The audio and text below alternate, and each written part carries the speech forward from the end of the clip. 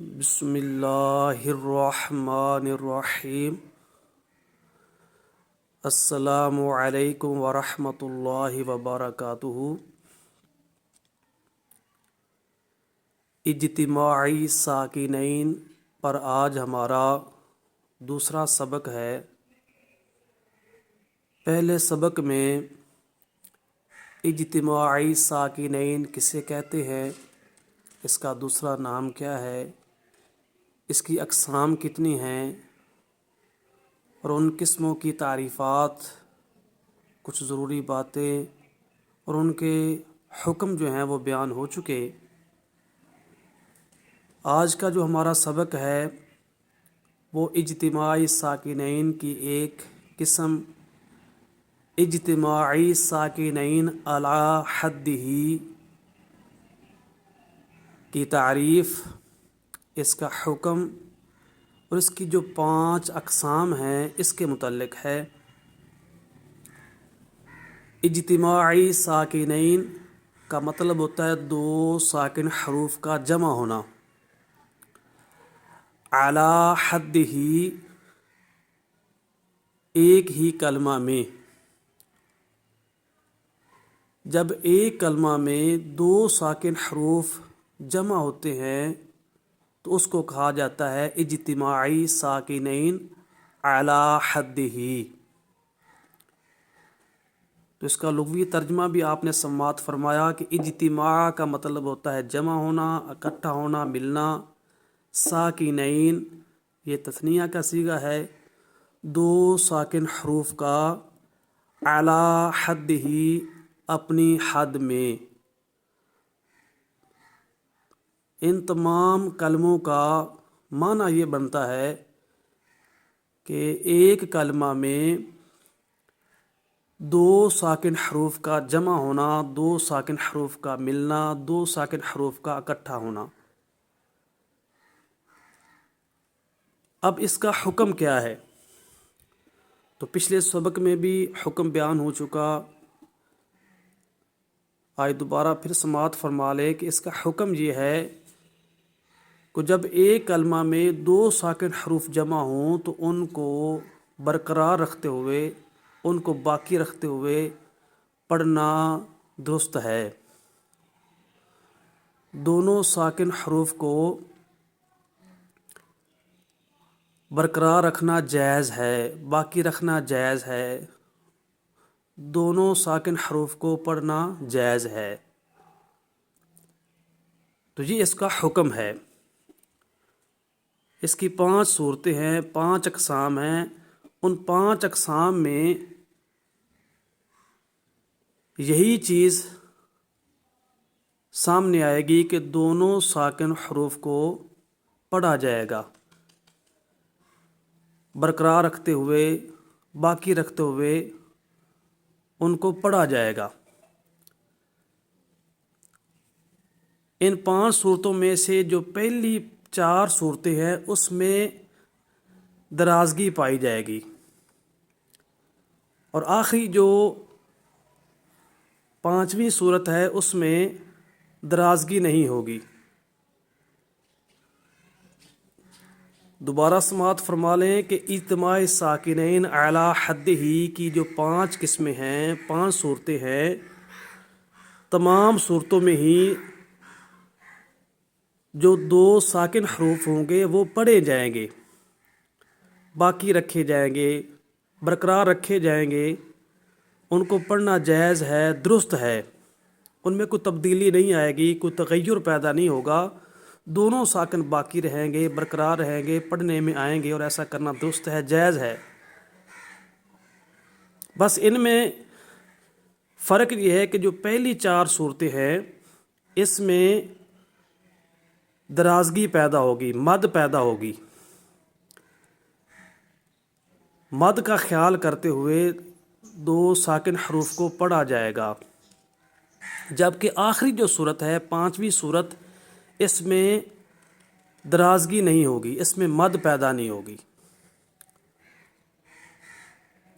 تو اب ان 5 قسموں کے نام سماعت فرمائیں، اور میں نے یہ کوشش کی ہے کہ ہر ایک پر حرکت، تشدید، جزم یہ لگا دی ہے تاکہ پڑھنے والوں کو آسانی ہو۔ تو سب سے پہلی جو قسم ہے وہ ہے مد لازم۔ مد لازم، مد کا جو لغوی معنی ہوتا ہے وہ ہوتا ہے دراز کرنا، کھینچنا، لمبا کرنا۔ چونکہ اس میں درازگی پائی جاتی ہے، اس میں حروف کو کھینچا جاتا ہے، اس لیے اس کو مد کہتے ہیں۔ اور لازم کہتے ہیں کہ ہمیشہ پائی جانے والی، جو مد سکون اصلی کے آنے کی وجہ سے بنے، یعنی حروف مدہ یا کھڑی حرکات کے بعد سکون اصلی سبب بنے مد بننے کا۔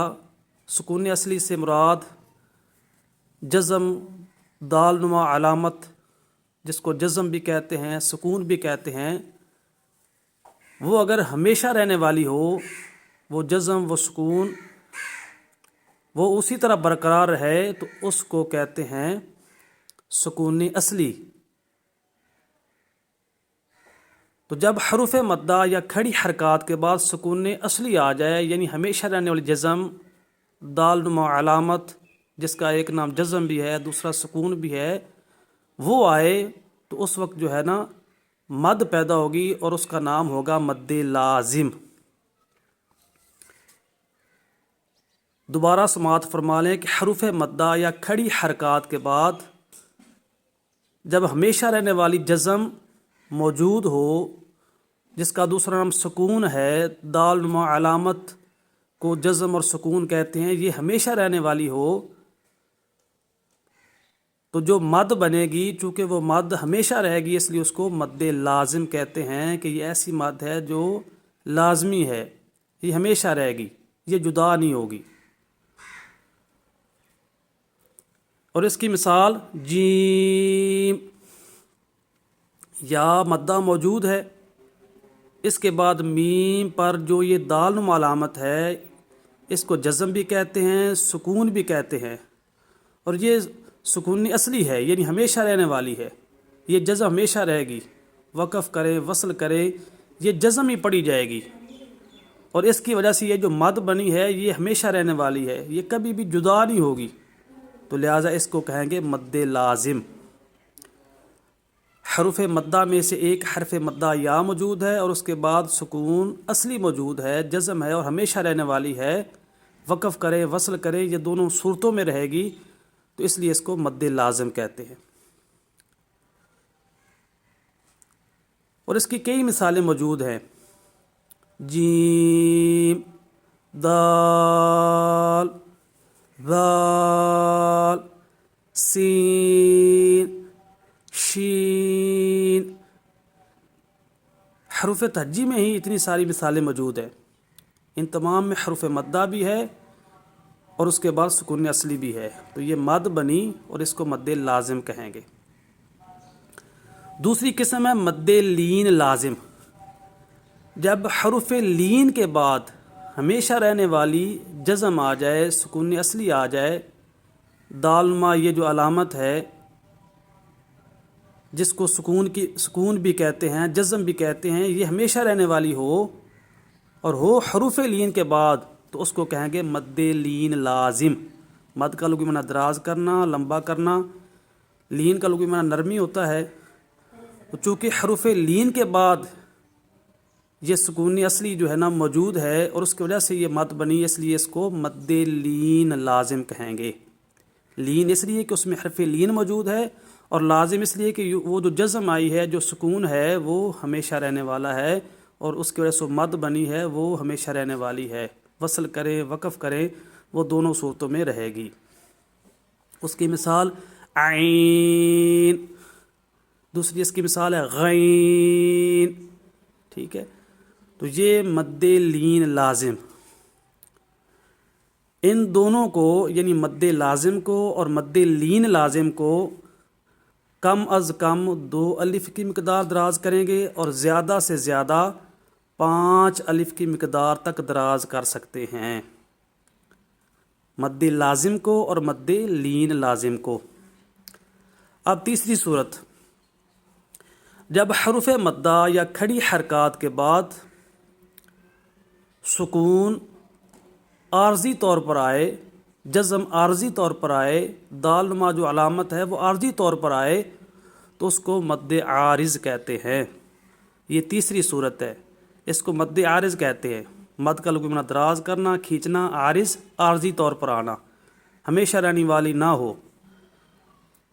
اس کی مثال جیسے رحیم، یہ میم پر حرکت تھی، تسمیہ میں آپ دیکھیں تو میم کے نیچے زیر ہے، وقف کرنے کی وجہ سے جزم آئی، جزم چونکہ عارضی طور پر آئی ہے اور یہ مد بھی عارضی طور پر جزم آنے کی وجہ سے، وقف کرنے کی وجہ سے پیدا ہوئی ہے، اس لیے اس کو مد عارض کہیں گے۔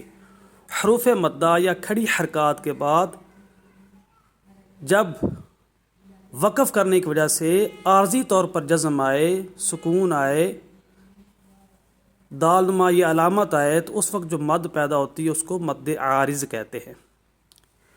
اور چوتھی قسم ہے مد لین عارض۔ جب حروف لین کے بعد، یعنی اس میں لین کا لفظ موجود ہے نا، جب حروف لین کے بعد دال نما علامت جو ہے جس کو سکون کہتے ہیں، جزم کہتے ہیں، وہ عارضی طور پر آئے، یعنی وقف کرنے کی وجہ سے آئے، وقف کیا، وقف کرنے کی وجہ سے وہ آئی ہے، تو چونکہ وہ عارضی طور پر آئی ہے اس لیے اس کو عارض ساتھ کہیں گے، اور چونکہ اس میں حرف لین موجود ہے اس لیے اس کو لین بھی کہیں گے، اور چونکہ وہاں درازگی پائی جاتی ہے اس لیے اس کو مد کہیں گے۔ تو مد لین عارض، یعنی حروف لین کے بعد جب عارضی طور پر سکون جس کا نام جزم بھی ہے، دال نما علامت جس کو کہتے ہیں، وہ جب آ جائے حروف لین کے بعد عارضی طور پر وقف کرنے کی وجہ سے، تو اس وقت جو مد بنے گی اس کو کہیں گے مد لین عارض۔ اور یہ جو دونوں مدیں ہیں، مد عارض اور مد لین عارض، یہ کم از کم 2 الف کی مقدار اور زیادہ زیادہ 3 الف کی مقدار دراز ہوتی ہیں۔ یہ زیادہ دراز ہوتی ہیں 5 الف کی مقدار تک، اور یہ 3 الف کی مقدار تک دراز ہوتی ہیں۔ تو اس کے کافی مثالیں موجود ہیں۔ سورۃ الفاتحہ میں آپ دیکھیں الرحیم، اور آگے رب العالمین، اور اس کے بعد دین، مستقیم، نستعین، یعنی کافی آپ کو مثالیں جو ہے نا مل جائیں گی۔ وقف کرنے کی وجہ سے وہ دال نما علامت جب آئے گی جزم تو وہ مد عارض بنتی جائے گی۔ خوف کی بھی کافی مثالیں آپ کو ملیں گی مد لین عارض کی قرآن پاک میں، جس طرح ایک مثال خوف ہے۔ تو 5ویں جو صورت ہے اس میں مد نہیں بنے گی، اس میں درازگی نہیں ہوگی۔ جیسے یہ لفظ موجود ہے، اس کو پڑھیں گے قادر، وقف کرنے کی وجہ سے جزم آئی، تو اس کی قرآن پاک میں کافی مثالیں ہیں، لیکن اس میں غلطی جو ہو جاتی ہے کہ درمیان والا جو حرف ہوتا ہے جس پر جزم ہے اس پر کبھی کبھی زبر پڑھ دیتے ہیں، مثال کے طور قدر، تو یہ غلط ہے۔ دونوں ساکن حروف کو پڑھا جائے گا برقرار رکھتے ہوئے، اور ایسا کرنا جائز ہے، لیکن مد پیدا نہیں ہوگی۔